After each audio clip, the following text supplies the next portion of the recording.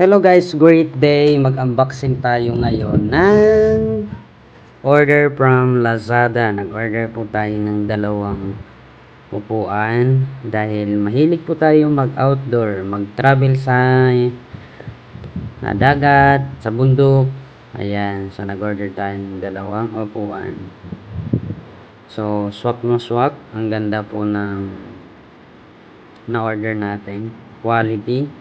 Siyempre, quality din yung price. Then, nag-order din po tayo ng maliit na table. Ayan. Para meron tayong patungan ng mga kape or snacks. So, ayan po. Ang ganda. Poging-pogi na po ang model natin. So, dito po sa labas ng bahay.